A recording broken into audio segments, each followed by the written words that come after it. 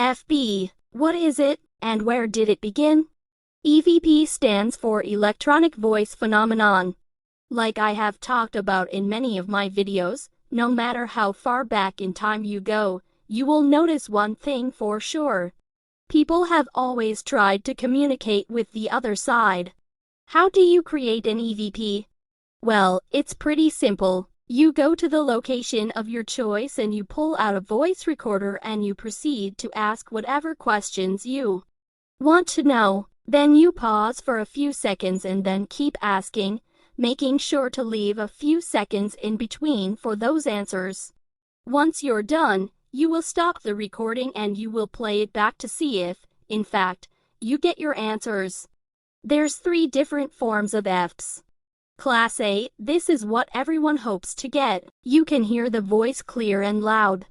Class B, these are the most common ones you get and they won't be as clear as Class A, but you will still be able to make most of these out.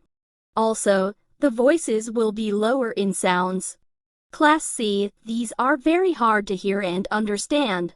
The voice will be much lower and you won't be able to make out what it's saying. You don't want these. So one will then ask, what are you hearing? Is this the voice of a human spirit, angel, or even, scary enough, a demon? Maybe it's an extraterrestrial or other entity. Depending on what you believe, if you come across someone who doesn't believe, and what we call a skeptic, they will say it's just random noises that you are picking up and can be accounted for somehow. In 1939, Attila von Szalay, an American photographer, experimented with a phonograph record cutter in trying to capture spirit voices. It's said that he achieved some success with this method and got even better results in later years using a wire recorder.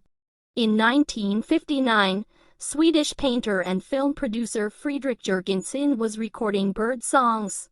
Upon playing the tape later, he heard what he interpreted to be his dead father's voice and then the spirit of his deceased wife calling his name. From 1979 to 1982, spiritual researchers George and Jeanette Meek joined forces with psychic William O'Neill to record EVPs using radio oscillators. These are just a few examples of history. If you look online you will find thousands of documentation over the years and still continues today. Disclaimer: as always, do your research and be careful before you try anything.